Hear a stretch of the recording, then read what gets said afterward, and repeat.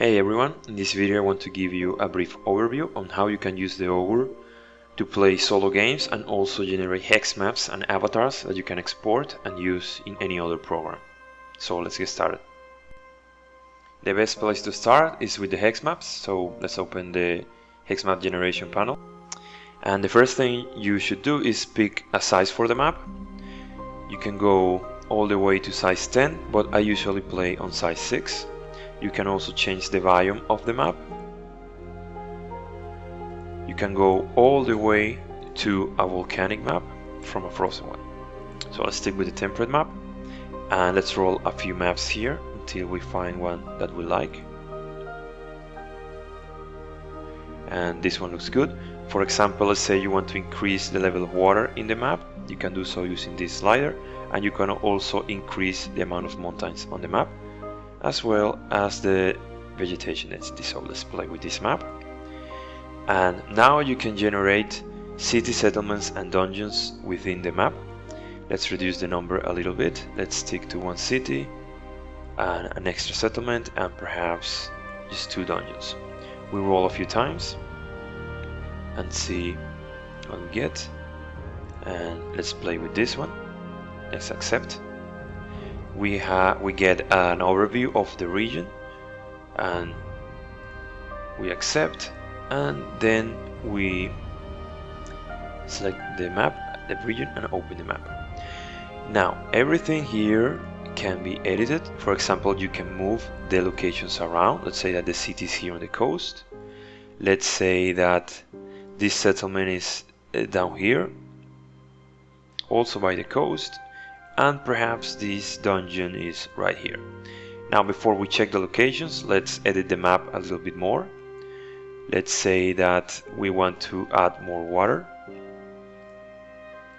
Complete this here.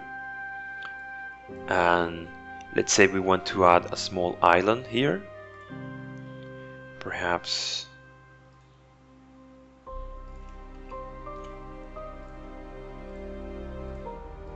something like this, a little bit of forest to make it more interesting. And we have this small island right here. Now the Augur generates, when the Augur generates the new locations, it also creates a description for that location.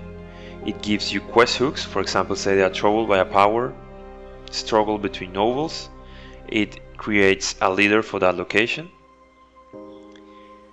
And this character also has a quest hook.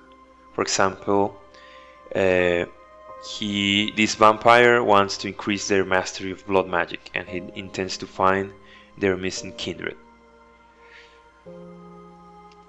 You can edit this character.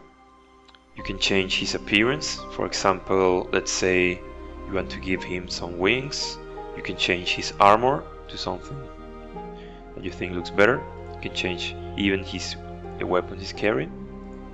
You can change the background to something like this that looks more sinister, and you can even change the portrait of the character. So let's say this is the vampire Wallace.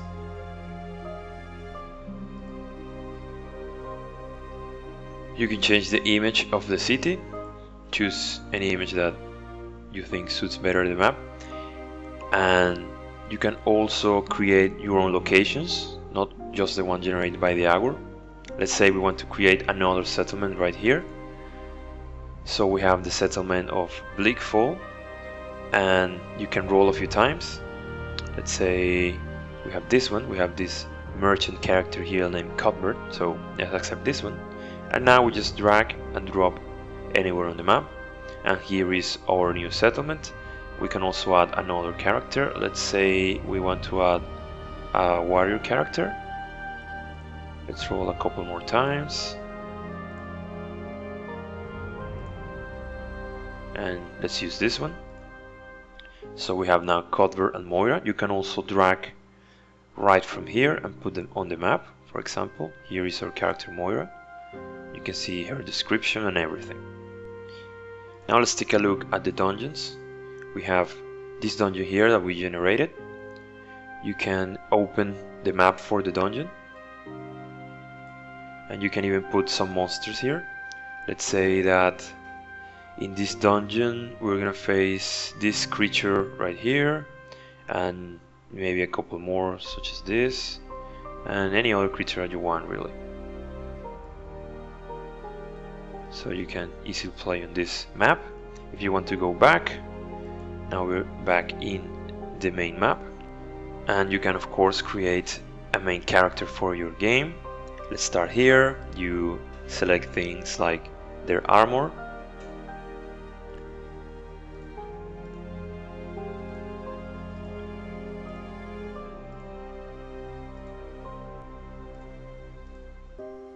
let's give him a few weapons.